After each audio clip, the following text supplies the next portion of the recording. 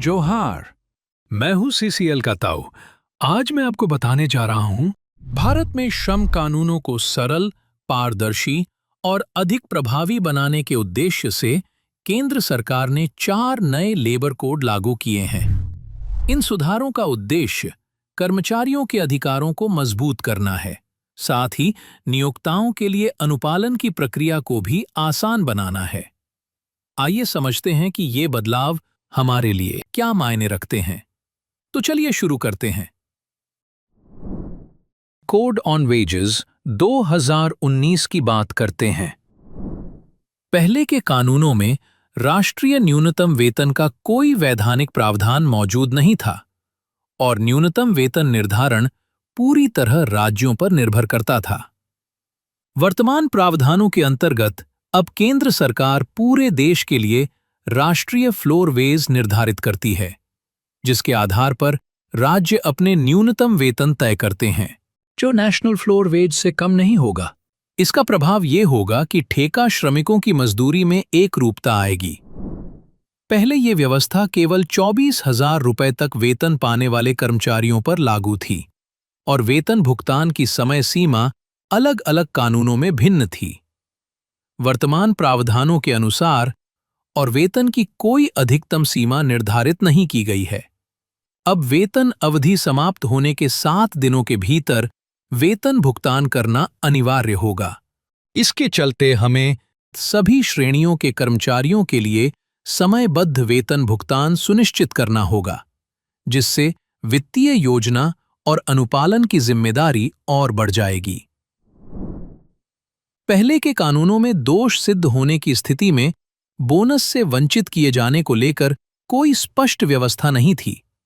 वर्तमान प्रावधानों के तहत अब दोष सिद्ध होने पर कर्मचारी को बोनस का लाभ नहीं मिलेगा। इससे कार्यस्थल पर अनुशासन, नैतिकता और आचार संहिता को और मजबूती मिलेगी। पहले दंडात्मक प्रावधानों के तहत जुर्माने की राशि काफी सीमित थी और दंड अपेक्षाकृत हल्के थे।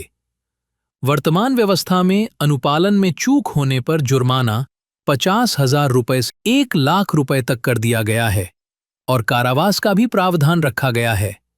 ऐसे में अब हम और अधिक सजग रहेंगे। Social security code 2020। पहले ग्रेच्युटी से जुड़े कानूनों में कर्मचारियों के लिए न्यूनतम 5 वर्ष की सेवा अनिवार्य थी। वर्तमान प्रावधानों के अनुसार फिक्स्ड टर्म कर्मचारियों के लिए अब ग्रेच्युटी की पात्रता की न्यूनतम सेवा अवधि घटाकर मात्र 1 वर्ष कर दी गई है। यदि भविष्य में हम फिक्स्ड टर्म कर्मचारियों की नियुक्ति करते हैं तो इससे ग्रेच्युटी से जुड़ी देनदारी बढ़ेगी और दीर्घकालिक वित्तीय दायित्वों में वृद्धि होगी। Occupational safety, health and working conditions code 2020।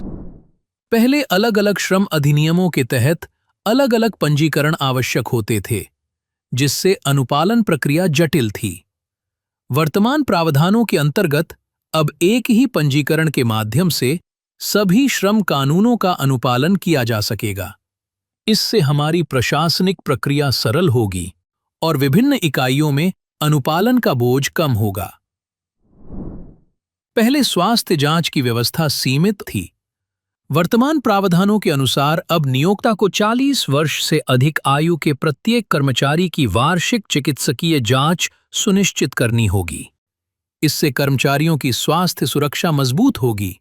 हालांकि चिकित्सा सुविधाओं और उससे जुड़ी लागत में वृद्धि भी संभव है। पहले के कानूनों में रात्रिपाली में महिलाओं के कार्य पर कड़े प्रतिबंध थे। वर्तमान प्रावधानों के अनुसार अब महिलाओं को उनकी सहमति और आवश्यक सुरक्षा उपायों के साथ रात 7 बजे से सुबह 6 बजे तक कार्य करने की अनुमति दी गई है। इससे महिला कार्यबल की भागीदारी बढ़ेगी। हालांकि इसके साथ सुरक्षा, परिवहन और कार्यस्थल सुविधाओं पर विशेष ध्यान देना होगा। इंडस्ट्रियल रिलेशंस कोड 2020 की। पहले औद्योगिक कानून मुख्य रूप से वर्कमैन की अवधारणा तक सीमित थे और कर्मचारी की परिभाषा संकीर्ण थी। वर्तमान प्रावधानों के तहत कर्मचारी की परिभाषा को अधिक स्पष्ट और व्यापक बनाया गया है, जिसमें प्रशासनिक और प्रबंधकीय कार्य करने वाले कर्मचारी भी शामिल हैं। इससे हमारा वैधानिक दायरा और विस्तृत होगा। पहले नियोक्ता की परिभाषा सीमित थी और सभी जिम्मेदार पक्ष स्पष्ट रूप से शामिल नहीं थे। वर्तमान प्रावधानों में नियोक्ता की परिभाषा को विस्तृत करते हुए विभागाध्यक्ष, फैक्ट्री ऑक्यूपायर, प्रबंधक, निदेशक, ठेकेदार और मृत नियोक्ता के कानूनी प्रतिनिधि तक को शामिल किया गया है। इसका सीधा प्रभाव ये होगा कि अब ठेकेदार को भी नियोक्ता माना जाएगा, जिससे उसकी जिम्मेदारियां बढ़ेंगी। पहले नियत अवधि रोजगार को लेकर कोई स्पष्ट ढांचा मौजूद नहीं था और अवधि समाप्ति को लेकर असमंजस बना रहता था। वर्तमान प्रावधानों के अनुसार नियत अवधि की समाप्ति को अब छटनी नहीं माना जाएगा और 1 वर्ष की सेवा के बाद ग्रेच्युटी देय होगी। इससे मानव संसाधन प्रबंधन में परिचालन संबंधी लचीलापन मिलेगा। पहले नियत अवधि कर्मचारियों को नियमित कर्मचारियों के समान वेतन और सामाजिक सुरक्षा लाभ देने को लेकर कानूनों में अस्पष्टता थी। वर्तमान प्रावधानों के अनुसार अब नियत अवधि कर्मचारियों को नियमित कर्मचारियों के समान वेतन और सामाजिक सुरक्षा लाभ प्रदान किए जाएंगे। इससे हमारे अनुपालन लागत में वृद्धि हो सकती है। पहले शिकायत निवारण समिति का गठन सभी प्रतिष्ठानों के लिए अनिवार्य नहीं था। वर्तमान प्रावधानों के तहत अब 20 या उससे अधिक श्रमिकों वाले प्रतिष्ठानों में शिकायत निवारण समिति का गठन अनिवार्य कर दिया गया है और समिति के सदस्यों की संख्या भी बढ़ाई गई है। इससे यूनियन प्रतिनिधियों के साथ मिलकर एक संरचित और प्रभावी शिकायत निवारण प्रणाली विकसित होगी। पहले वार्ताकार यूनियन या परिषद को लेकर कोई स्पष्ट कानूनी व्यवस्था नहीं थी।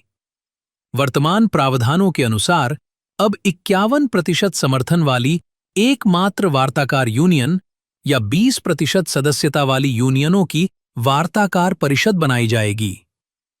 हमारे लिए इसका अर्थ है कि मौजूदा प्रणाली में बदलाव करना होगा। पहले पुनः कौशल विकास निधि से संबंधित कोई प्रावधान मौजूद नहीं था। वर्तमान व्यवस्था के अंतर्गत छटनी की स्थिति में नियोक्ता को अंतिम वेतन के 15 दिनों के बराबर राशि का योगदान करना होगा। ऐसे में ठेकेदारों के क्रियाकलापों पर हमारी निगरानी और अधिक बढ़ जाएगी। पहले के कानूनों में दंड अपेक्षाकृत कम थे। वर्तमान प्रावधानों के तहत अनुपालन न करने की स्थिति में 1 लाख से 10 लाख रुपए तक का जुर्माना लगाए जाने का प्रावधान किया गया है। इससे उच्च स्तर का अनुपालन सुनिश्चित करना अनिवार्य हो गया है।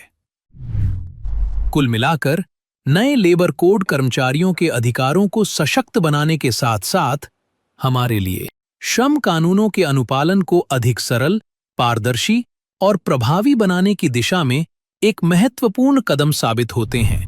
हमें उम्मीद है कि नए श्रम कानून सभी के लिए लाभकारी सिद्ध होंगे।